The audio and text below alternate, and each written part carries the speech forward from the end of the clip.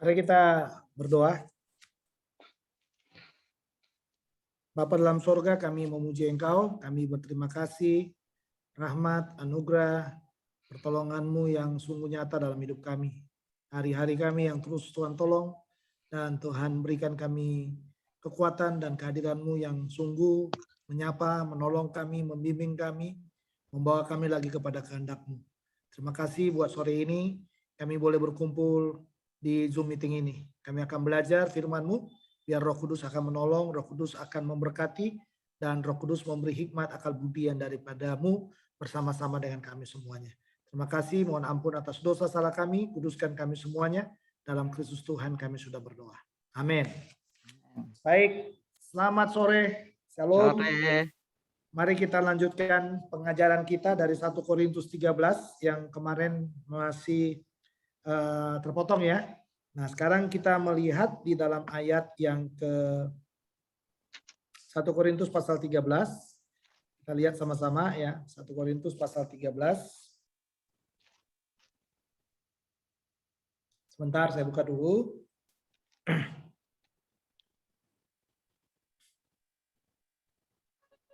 Ya, kita lihat 1 Korintus pasal 13.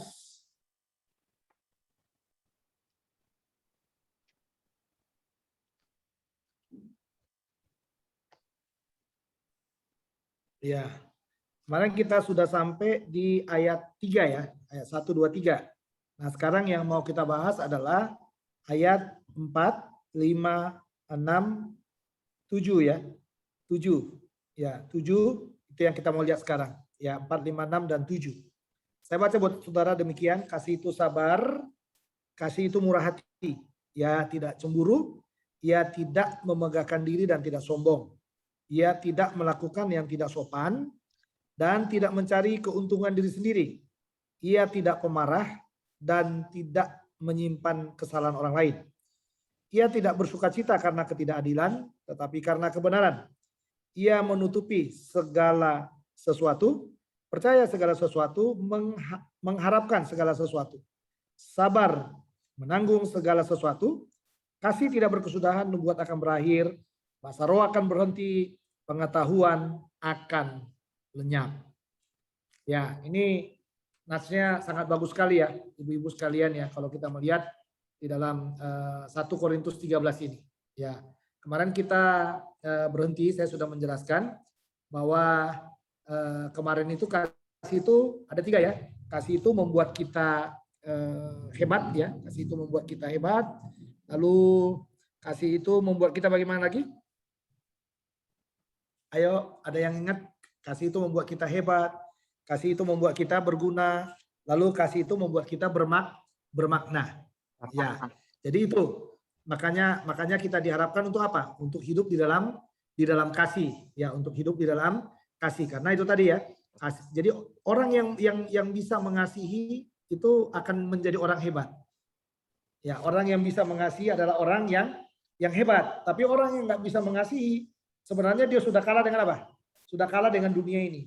Ya, jadi sekali lagi orang yang bisa mengasihi adalah orang hebat. Jadi kalau Anda mau jadi orang hebat, ya Anda harus belajar mengasihi. Ya, supaya kita bisa menjadi orang hebat ya. Jadi kita harus bisa mengasihi. Kalau kita mau menjadi orang yang berguna, ya berguna, belajarlah mengasihi. Apapun yang kita tahu dalam apa namanya, dalam dunia ini ada masanya kata orang, ada waktunya. Tapi kalau Anda menabur kasih, wah itu berguna, itu diingat oleh orang seumur hidup. Ya. Lalu yang satu lagi, kasih itu membuat kita bermakna atau berfaedah. Ya, jadi hadirnya kita di tengah-tengah dunia itu ada gregetnya, ya orang itu bisa merasakan gregetnya karena ada kasih di dalamnya. Nah, sekarang mari kita lanjutkan, ya kita lanjutkan pengajaran ini. Kita mulai melihat dari ayat yang keempat sekarang.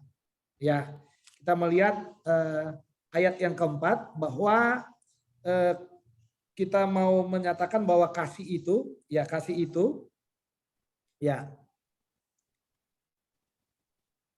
jadi kasih itu ya adalah karakter Allah. Ya. Jadi kasih itu adalah karakter Allah. Ya. Makanya kasih itu diimpartasikan. Diimpartasikan. Kepada siapa? Kepada orang percaya. Impartasikan. Ya, diimpartasikan kepada orang percaya. Tahu diimpartasikan ya?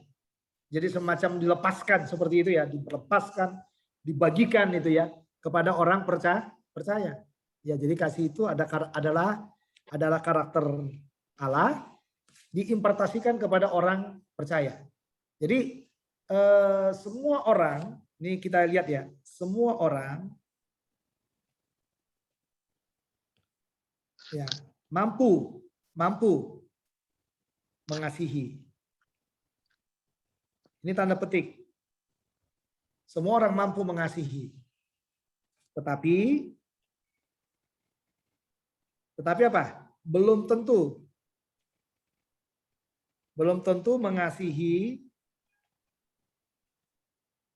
mengasihi dengan kasih ilahi. Ya enggak? Ya, banyak orang bisa mengasihi, tapi belum tentu dia mengasihi dengan kasih ilahi. Nah, jadi kasih ilahi itulah yang dibilang kasihnya siapa? Kasih Allah tadi.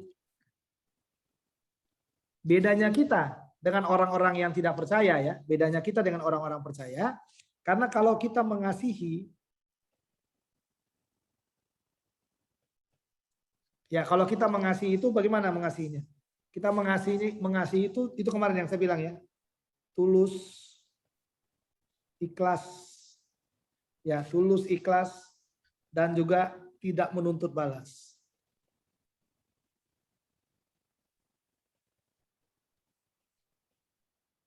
Nah, jadi kita mengasihi dengan itu, tulus, ikhlas, tidak menuntut balas. Jadi kalau kita mengasihi masih menuntut balas, itu belum kasih Allah. Ya, kasih Allah, belum kasih Allah ya. Nah, sehingga kita harus mampu ya. Jadi dikatakan kalau begitu jalan satu-satunya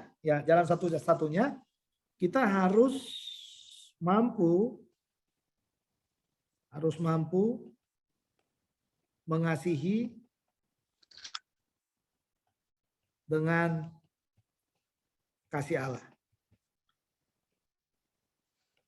Nah, kasih Allah itu tadi yang saudara baca itu ya, yang dikatakan di dalam ayat yang keempat.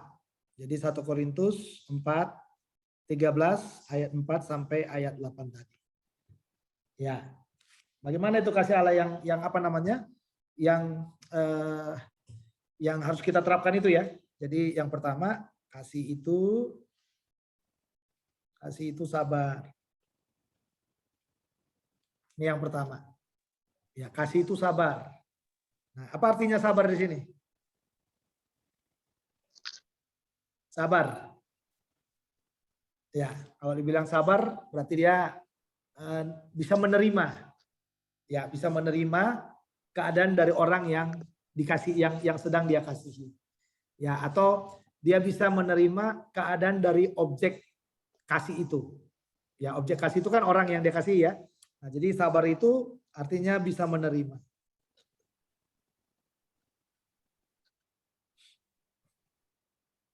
Nah, ini contohnya Tuhan Yesus ini kan.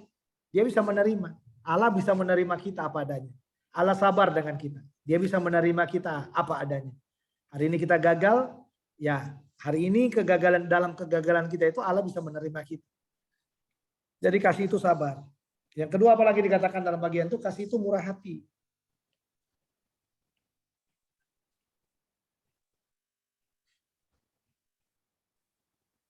Nah, apa yang dikatakan dengan murah hati di sini? Apa maksudnya murah hati?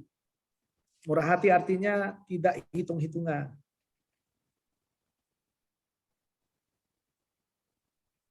Iya, tidak hitung-hitungan. Jadi orang yang mengasihi itu ya nggak hitung-hitungan. Ya, nggak hitung-hitungan ya, ibu-ibu ya. Kita nggak hitung-hitungan. Apa yang kita tabur udah biar aja gitu. Nggak usah dihitung-hitung. Ah, aku udah kasih juga, udah begini juga. Nah, Allah itu dengan kita itu juga nggak pernah hitung-hitungan loh. Ya, nggak pernah Allah itu hitung-hitungan dengan kita. Coba dia berkati kita, dia beri lagi, dia beri lagi. Kita minta dia kasih. Nggak kita minta pun kadang-kadang dia kasih. Dengan murah hati Allah itu memberikan kepada kita. Jadi kasih itu tidak hitung-hitungan. Ya. Lalu yang ketiga saudara, apalagi yang dikatakan di sana, ia tidak cemburu. Ya.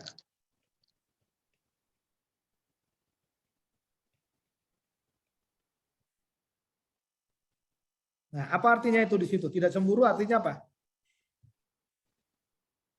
Tidak cemburu apa? Ini lebih tekanannya adalah bisa menerima. Iya. Jadi kalau ada orang sukses, ya nggak usah cemburu dengan orang yang sukses. Ini positif artinya ya. Ya, kalau ada orang diberkati ya nggak usah cemburu dengan orang yang diberkati. Kalau ada orang yang berlebihan, jangan cemburu dengan orang yang berlebihan. Kalau kita cuma dapat segini, yang sana dapat yang sana, ya nggak usah cemburu, biarin aja gitu. Jadi makanya bilang kasih itu tidak cemburu. Ya, kasih itu tidak cemburu. Nah, yang keempat itu dikatakan lagi apa? Ia tidak memegahkan diri, ya. Jadi ia tidak memegahkan diri. Tidak memegahkan diri. Apa artinya? Dia tidak mengatakan saya lebih hebat. Ya, dia tidak mengatakan saya lebih hebat. Jadi kasih itu selalu dia di belakang. Dia membiarkan orang yang di depan. Nah, ini luar biasa nih.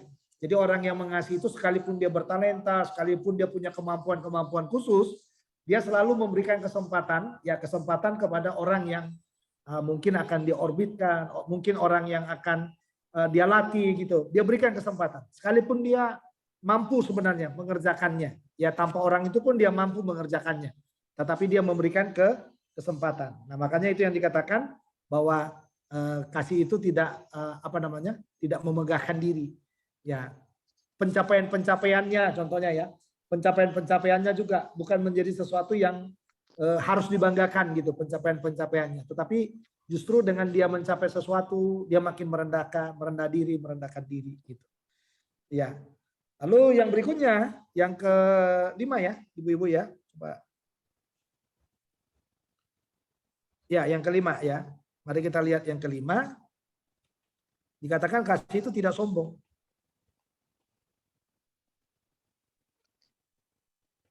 Ya, jadi orang yang mengasihi itu ciri khasnya apa? Tidak arogan. Tidak arogan. Tetapi orang yang nggak mampu mengasihi biasanya arogan. Ya, tapi orang yang mampu mengasihi itu ya nggak sombong dia. Ya, tidak arogan. Jadi dia benar-benar bisa menunjukkan dirinya bahwa dia itu adalah apa? Adalah orang yang sukarela kepada orang lain, nggak arogan. Dia nggak perlu menampilkan sesuatu ya dari dalam dirinya. Oke, lalu yang keenam dikatakan ia tidak melakukan yang tidak sopan, ya.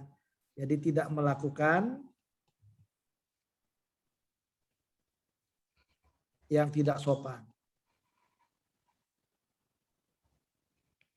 Ya, ini perlu saudara, tidak melakukan yang tidak sopan. Kadang-kadang gini, ada loh, gak usah sebut ya, gak usah sebut, ada loh orang karena mungkin merasa udah akrab, merasa udah dekat, merasa udah bersahabat gitu, ya kadang-kadang kan ada yang lebih tua banget, ada yang lebih lebih muda banget, ada yang mungkin di tengah-tengah. Ya, biasanya orang yang yang tidak mampu itu tadi melakukan kasih pada tempatnya itu biasanya ada ketidaksopanan yang dilakukan. Jadi ungkapan-ungkapan yang tidak pantas ya kan? Ya nggak pantas dong saya bilang sama Bu Edit, lu Bu Edit gimana sih gitu, nggak bisa. Karena bagaimanapun saya adalah jauh lebih muda dari beliau. Ya, jadi itu yang dibilang dalam bagian ini bahwa orang yang mengasihi itu tidak melakukan yang tidak sopan. Jadi dia tetap sekalipun mungkin dia lebih senior, lebih misalnya kayak kita lah, misalnya kayak saya contohnya saya pendeta ya, sekalipun saya lebih pendeta, lebih senior, lebih jadi pemimpin gitu ya, saya harus menunjukkan kasih yang benar. Kasih yang benar itu adalah saya harus bisa menempatkan diri. Nah ini berarti di sini kata kuncinya mampu menempatkan diri. Menempatkan diri kepada orang-orang orang-orang di mana ia berada. Nah, ini dia. Jadi mampu menempatkan diri kepada orang-orang di mana ia berada. Nah, ini yang dibilang ini, tidak melakukan yang tidak sopan itu. Ya, mampu menempatkan diri. Dalam arti kalau itu orang tua, saya berkhotbah nggak bisa saya katakan dong kepada mereka, wah kalian gimana sih gitu. Nah, kata kalian itu jadi masalah juga kalian. Nah, ini kalian. Karena ini tidak sopan. Ya, karena saya lebih muda. Nah, jadi berarti bisa saya katakan begini, saudara. Kasih itu sebenarnya apa? Melunturkan. Nah, ini istilahnya. Melunturkan semua ego kita. Jadi kayak orang itu kalau saudara pergi ke barbershop, ditanya mau potong rambut kayak mana gitu. Jadi kita dengan rambut yang panjang mungkin, kita datang ke sana. Dia bilang gini, kita mau potong rambut bagaimana? Jadi kayak dibablas di sini, dipotong semua, dihabisin gitu. Sampai tidak kelihatan lagi gitu. Nah, yang disebut dengan tidak melakukan yang tidak sopan itu, dia mampu melunturkan semua keberadaannya dia. Sehingga yang muncul dari dalam hidupnya itu hanya kesopanan, cara berbicaranya baik, ya kan, cara memperlakukan orang baik, cara menatap orang baik dan lain sebagainya. Nah, itu yang dibilang. Ya, jadi artinya meskipun orang itu kita tidak suka dengan orang itu, ya kita harus tetap sopan dengan orang itu. Jadi etiketnya itu harus kita tunjukkan kesopanan kepada orang itu. Nah, itu bagus saudara kita lakukan. Karena apa? Karena kadang-kadang dalam dunia yang bengkok ini, yang sudah serba hebat ini saudara, ya kadang-kadang kita akan dilecehkan, ya dengan hal-hal yang seperti itu. Saya punya, perlu sebut nama enggak ya? Saya suka beli kopi di depan mall ini. Ya, saya ada satu pegawai di sana. Menurut saya kalau kita beli itu, kalau ngomong itu kurang pas menjawab kita. Karena mungkin saya orang tua gitu ya, saya orang tua. Lalu kalau misalnya saya bertanya ini, ya saya mau naik dong ke lantai 2. Oh nggak bisa lagi di lantai 2 gitu. Nah itu saudara. Itu kadang-kadang kalau kita tidak memahami sebuah keberadaan itu udah langsung naik ini. Ini orang ini kenapa ya gitu. Ya. Atau kalau kita bilang saya mau kopi yang ini dong. Pak kopi itu udah nggak ada lagi Pak di sini kopi itu gitu. Nah yang kayak gitu-gitu saudara. Yang kadang-kadang yang dibilang kalau kita mengasihi berarti kita harus menghormati orang itu. Itu namanya orang yang mengasihi. Dan bagaimanapun saya harus mampu melunturkan ego saya, melunturkan kehebatan saya, melunturkan semua kemampuan demi kemampuan saya. Demi menghargai orang, demi menaruh orang pada tempatnya. Nah, ini ibu-ibu ya. Ya, contoh yang paling praktis ini. Karena saya suka pergi ke situ, kalau di sini saya pergi ke situ. Nah, jadi harus kita lihat bahwa memang tidak mudah ya. Jadi termasuk menurut saya itu seorang customer service, seorang pelayan, dia melayani di mana namanya, di manapun dia jadi pelayan itu. Nah, etiket kasih itu harus ditunjukkan. Jadi etika dari kasih. Jadi kasih itu adalah sebuah etika. Itu yang dibilang tidak melakukan yang tidak sopan ini. Jadi orang yang mengasihi itu pasti beretika. Pasti dia punya punya aturan yang pantas yang dia tunjukkan kepada orang lain. Wah, mantap ini saudara ya. Nah, nomor 7, mari kita lihat lagi. Apalagi di sana dikatakan, ia tidak mencari keuntungan diri sendiri. Nah, ini dia. Tidak mencari keuntungan diri sendiri. Nah, ini juga perlu ini. Tidak mencari keuntungan diri sendiri. Alias apa? Ajas manfaat itu. Jadi dia pura-pura mengasihi padahal dia sedang memanfaatkan. Ya ajas manfaat. Nah, ini nggak boleh nih, saudara. Jadi tidak mencari keuntungan diri sendiri. Tetapi justru apa? Justru dia rela apa? Rela rugi demi orang lain. Nah, ini yang dilakukan oleh Yesus kan? Yesus itu dia rela rugi, rela menyerahkan nyawanya demi manusia yang berdosa itu. Nah, ini luar biasa ya. Kalau kita mau menerapkan ini penting dalam hidup kita. Tidak mencari keuntungan diri sendiri. Ya, jadi pertemanan, persahabatan, ataupun perjemaatan, kita berjemaat atau kita dalam komsel seperti ini ya, sesama komsel atau sesama anggota pemuritan atau di persekutuan-persekutuan tertentu, saudara. Jangan pernah kita datang ke persekutuan itu hanya untuk mencari sesuatu yang sebenarnya hanya untuk menguntungkan diri kita sendiri. Tapi kita belajar, kita datang ke sana untuk berbagi kepada orang lain. Ya, untuk berbagi kepada orang lain. Oke, lalu yang berikutnya. Ya, saya terakhir-terakhir ini banyak ngetes Ibu Nina itu. Dia kan kadang-kadang setahu saya dia banyak dapat berkat dadakan itu ya, berkat dadakan.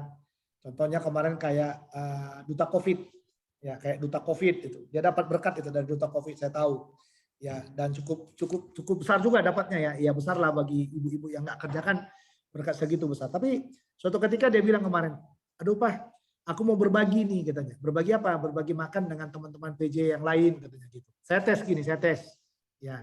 Jangan nanti dianggap saya pelit itu. Bukan pelit sebenarnya. Orang uang-uangnya dia ya saudara ya. Ya saya tesnya gini. Ngapain sih? Ya udah uang-uangnya kamu, uang kamu ya udah deh ngapain dibagi-bagi gitu. Saya coba ngetes. Apa reaksinya saudara? Yalah, orang kita juga dikasih rezeki, orang juga dikasih dadakan seperti itu. Ya kan kamu yang kerja gitu kan. Ya wajar dong orang dapat gitu. Jadi pura-pura agak dikerasi dikit saudara. Ya dites gitu. Sejauh mana dia menunjukkan bahwa keberadaannya itu waktu disuruh orang itu dia tidak hanya untuk mencari keuntungan untuk dirinya sendiri, tapi dia mau belajar berbagi kepada orang lain. Dan mungkin tadi kayaknya udah berbagi makanan, dipesan makanan buat teman-temannya, lalu makan sama-sama di kelurahan. Ya, jadi yang mau saya katakan kepada saudara, kita perlu belajar ya. Belajar itu bahwa berkat itu selalu diberi Tuhan kepada kita, dan ya kalau boleh ya kita belajar juga. Ya kalau digerakkan oleh Tuhan untuk berbagi ya berbagilah. Karena memang kita tidak mencari keuntungan untuk diri kita sendiri. Ya apalagi kalau dalam tim, dalam pertemanan. Nah ini harus benar-benar ini kita buat ini susah. Ya. Oke, lalu apalagi dikatakan di sana? Ia tidak melakukan yang sobat, tidak mencari untung sendiri. Lalu ia tidak memarah. Ia tidak pemarah. Nah, ia tidak pemarah. Nah ini merunyamkan ya. Merunyamkan istilah gini. Mukanya aja yang serem, tapi sebenarnya hatinya baik. Dia orang mengasihi. Pernah dengar istilah itu kan? Mukanya aja yang serem, tapi sebenarnya dia mengasihi. Atau yang berikutnya, suaranya aja yang kencang, yang agak keras kedengarannya, tapi sebenarnya dia tidak mengasihi gitu. Ya, tapi ia mengasihi gitu. Itu seringkali kita buat ya. Saya katakan kepada saudara, kasih itu membuat orang tidak pemarah. Pemarah artinya kalau di dalam bagian ini pemarah artinya itu marah-marah. Ngerti maksudnya ya? Pemarah itu sama dengan marah-marah. Berarti kalau dibilang marah, boleh nggak orang marah? Boleh. Ya, boleh. Orang yang mengasihi itu boleh marah nggak? Boleh. Tapi waktu dia marah, dia tidak menyerang pribadi. Waktu dia marah, dia tidak membuat orang jadi terhina. Ya kan? Tapi waktu dia marah, dia menyerang kesalahan dari orang itu. Ya, jangan bilang juga dasar, orang nggak tahu diri, orang miskin, orang begini. Nah, jangan, itu udah menyerang pribadi. Anda marah, Anda menyebutkan kayak gitu, itu berarti sudah menyerang pribadi. Ya, jadi seharusnya kalau kita marah itu jangan sampai menyerang pribadi dan melukai orang. Ya, jadi yang disebut pemarah itu berarti marahnya itu sudah melukai orang lain. Jadi kalau orang mengasihi, dia tidak pemarah. Ya, tidak pemarah. Bukan berarti tidak bisa marah, bisa marah. Tapi marahnya itu tepat pada waktunya. Marahnya itu juga menyerang apa? Menyerang kesalahan orang itu. Memang Tuhan nggak marah sama kita. Marah Tuhan. Coba Anda dengar ya di YouTube channel saya itu saya lagi bahas kitab Amos setiap pagi. Ya, kitab Amos. Emangnya Tuhan nggak marah sama bangsa-bangsa? Marah. Israel, tadi pagi saya rekam yang Israel. Israel itu bolak-balik udah dihajar oleh Tuhan supaya kembali kepada kasihnya Tuhan. Apa mereka mau? Enggak juga. Sampai akhirnya Tuhan jadi apa? Jadi murka terhadap mereka. Jadi sebenarnya saudara, kasih itu sangat panjang sabar sekali nih. Ya Allah itu tidak pemarah. Panjang sabar sekali menunggu apa? Pertobatan daripada kita. Ya, makanya dikatakan di sana, ya, ia tidak pemarah dan tidak menyimpan kesalahan orang lain. Ya, lalu yang ke-9 tidak menyimpan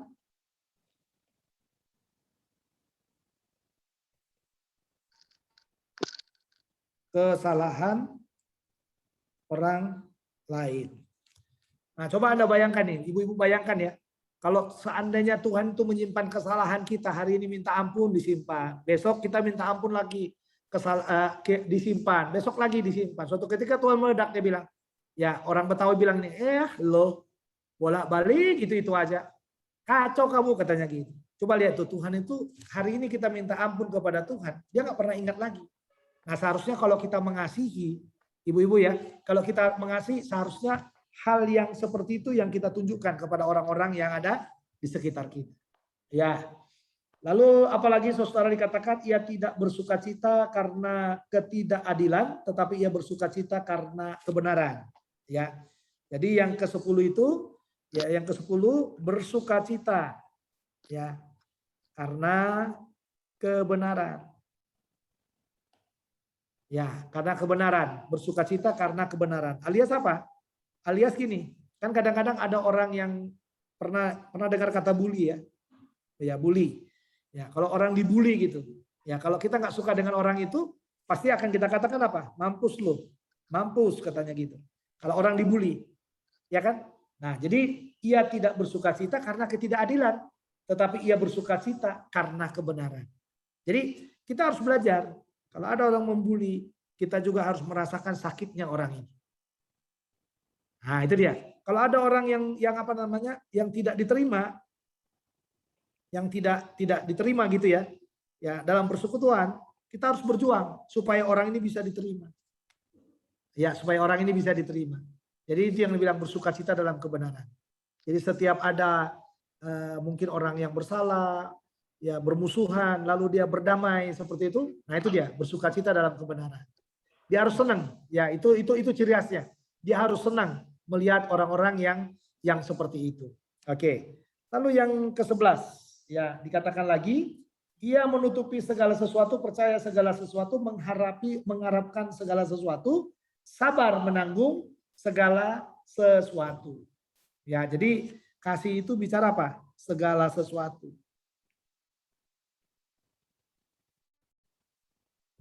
Kalau dibilang menutupi segala sesuatu, itu bukan berarti apa? Bukan kompromi. Kalau dibilang menutupi segala sesuatu berarti bukan kompromi. Ya, tetapi yang dimaksudkan adalah belajar percaya. Segala sesuatu itu percaya dalam segala sesuatu. Apalagi mengharapkan. Mengharapkan segala sesuatu itu ya. Mengharapkan segala sesuatu. Apalagi yang dikatakan sana. Lalu menanggung, sabar menanggung. Jadi sabar menanggung segala sesuatu. Jadi makanya saya katakan kasih itu segala sesuatu. Ya, segala sesuatu. Yang artinya apa? Kalau dibilang segala sesuatu berarti bukan kompromi dia. Jadi kalau dikatakan menutupi segala sesuatu ya bukan ditutupi artinya jadi kompromi enggak. Tapi setidak-tidaknya 4 mata dia sudah ngomong. Setidak-tidaknya 4 mata dia sudah mengarahkan. Setidak-tidaknya 4 mata dia sudah pernah bicara gitu loh. Ya sudah pernah mengingatkan supaya orang itu segera bertobat seperti itu. Jadi ini makanya ini kata kuncinya segala sesuatu. Ya, segala sesuatu ya dalam bagian itu. Nah, sehingga kita melihat bahwa pada akhirnya dimanapun kita berada, semua akan ada akhirnya. Tetapi kasih tidak pernah berakhir. Iya, kasih tidak pernah berakhir. Semua akan berakhir. Makanya bilang ayat 8 itu ya, kasih tidak berkesudahan, nubuat akan berakhir, bahasa roh akan berhenti, pengetahuan akan lenyap. Tapi dibilang kasih itu tidak pernah berkesudahan. Orang pinter bisa habis, tapi orang yang mengasihi nggak pernah habis. Ya, orang yang punya karunia bisa berhenti semuanya. Tetapi kasih orang yang mengasihi tidak pernah berhenti untuk mengasihi. Jadi kalau begitu apa? aplikasi pentingnya buat kita. Nah, ini penting ini ya, Bapak, ibu-ibu sekalian ya. Apa aplikasinya bagi kita? Ya. Jadi yang pertama adalah kasih itu ilahi. Kasih itu ilahi. Maka kita juga harus melakukan kasih dengan standar ilahi. Nah ini dia. Jadi kasih itu ilahi. Maka kita juga harus melakukan kasih itu dengan standar ilahi. Jadi kita nggak bisa merubah. Ya, nggak bisa merubah. Karena kasih itu adalah ilahi. Jadi kita juga harus harus melakukan kasih itu dengan standar ilahi. Apa itu standar ilahi? Ini sama dengan standarnya Tuhan. Jadi kalau kita mengasihi, selalu lihat kepada Tuhan. Jangan lihat kepada yang kita kasihi. Atau jangan lihat objek yang sedang kita kasih atau manusia yang kita kasih itu. Jangan lihat itu. Jadi selalu lihat dari sudutnya Tuhan. Jadi melepaskan kasih itu haruslah melepaskannya dari sudutnya Tuhan. Iya, jadi itu yang kedua ya. Jadi lepaskan kasih. Ya, dari apa? Dari caranya Tuhan. Dari caranya Tuhan mengasihi. Nah, ini perlu ini. Jadi lepaskan kasih dari caranya Tuhan mengasihi. Jadi jangan sampai Anda melepaskan kasih itu dari apa? Dari kemampuan Anda mengasihi atau kemampuan ibu-ibu mengasihi, jangan. Jadi lepaskan kasih itu dari caranya Tuhan mengasihi. Caranya Tuhan mengasihi itu apa? Caranya Tuhan mengasihi apa? Menerima apa adanya. Ini contohnya apa? Anak yang hilang. Pernah dengar cerita anak yang hilang kan? Anak yang hilang, anak bungsu yang hilang itu. Nah itu seperti itu dia. Seperti anak bungsu yang hilang. Ya coba lihat bapaknya itu. Ya udah dia berkomplota, udah minta warisan sebelum waktunya, udah minta segalanya sebelum waktunya, berfoya-foya gitu. Tapi pada waktu dia miskin, dia ingat bapaknya.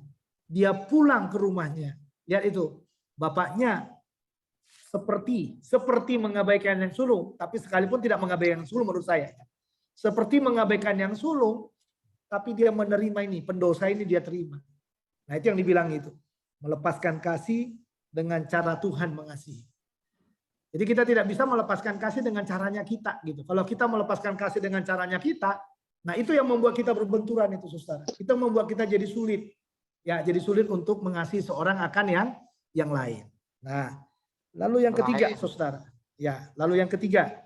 Jadi kasih itu ilahi, lakukan dengan standar ilahi, lalu lepaskan kasih ya dari cara Tuhan melepaskannya, alias saudara mampu menerima orang lain apa adanya. Lalu yang berikutnya, saudara, kasihi tanpa harus dikasihi. Nah ini penting ini. Kasihi tanpa harus Anda dikasihi. Jadi kasih tanpa harus Anda dikasihi. Nah, ini luar biasa ini. Jadi kasihi tanpa harus Anda dikasihi. Jadi jangan pernah mengasihi karena saudara mau dikasihi, jangan. Tapi kasihi tanpa harus Anda dikasihi. Ya, jadi Anda mengasihi ya bukan karena ada sesuatu yang Anda inginkan dari dalamnya, tidak. Tapi ini tadi, kasih tanpa harus Anda dikasihi. Jadi kata kuncinya walaupun kamu seperti itu, aku tetap mengasihi. Walaupun kamu benci terhadap aku tetap menerimamu apa adanya. Ya, ibu-ibu sekalian ya. Jadi ini pelajaran yang penting untuk kita. Ya, yang tadi yang kita telah mulai, ya coba kita review lagi dari bagian-bagian yang di awal itu ya. Jadi kasih itu adalah karakter Allah. Ingat baik-baik ya. Jadi karena karakter Allah, berarti itu tadi kasih itu ilahi dalamnya. Ya. Lalu apalagi yang berikutnya yang dikatakan? Ya, yang dikatakan di sana adalah kita harus mampu mengasihi dengan apa? Dengan kasih Allah. Nah itu tadi kasih Allah itu ada berapa itu? Ini ada 4. Lalu coba Ibu lihat lagi. Ada 12 ya. Ada 12. Ya ini 5, 6, 7, 8, 9. Lalu yang di sini lagi 10, 11, 12. Ya. Lalu ini aplikasinya buat kita hari ini. Jadi biar firman Tuhan ini menolong kita untuk bertumbuh lebih dan berkembang lebih baik lagi. Dari konsep kasih yang mungkin selama ini kita menganggap sudah mengasihi, tapi ternyata kita masih banyak ya, masih banyak dalam lingkaran kita sendiri. Nah ini dalam lingkaran kita sendiri. Jadi orang yang mengasihi itu harus keluar dari lingkarannya, harus mampu keluar lagi, lebih lebar lagi, lebih lebar lagi, lebih lebar lagi, sampai dia mampu mengasihi seluruh orang yang tidak layak dikasih pun dia mampu mengasihi. Jadi jangan di lingkaran kita saja, perbesar lingkaran saudara untuk mengasihi orang lain. Ya, saya rasa cukup di sini penjelasan saya. Terima kasih atensi dari saudara-saudara sekalian. Ada yang mau bertanya? Silakan mau bertanya. Saya buka ruang kesempatan untuk bertanya. Masih ada 5 menit lagi mungkin kita bisa pakai untuk bertanya sebelum kita berdoa syafaat.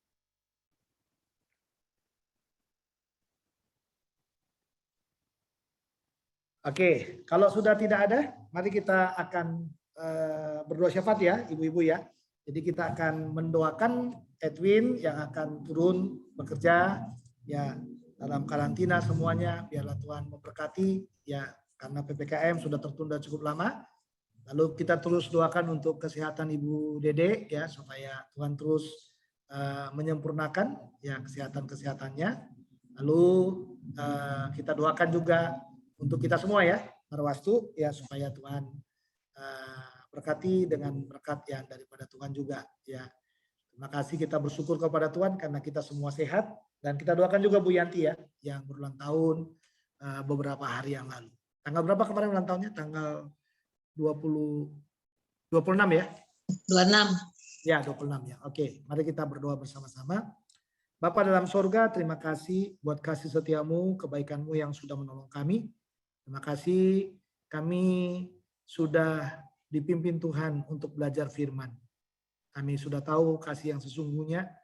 Biarlah kami boleh mulai keluar dari lingkaran kami, dan kami boleh lebih lebar lagi dalam mengasihi orang lain. Dan Tuhan akan tolong kami supaya firman yang kami dengarkan ini menjadi firman yang boleh menguatkan, meneguhkan, dan menuntun kami lagi kepada kebenaran yang baru di dalam kasih dan kuasa yang daripadamu. Berkati Edwin yang akan bekerja kembali, Tuhan akan tolong supaya Tuhan akan menolong. Kami sangat bersyukur kalau sekarang Tuhan memberikan kesempatan lagi, karena mungkin sudah cukup lama karena PPKM dan hal-hal tertentu yang membuat dia sulit untuk bekerja, dan kami mendengar akan bekerja kembali.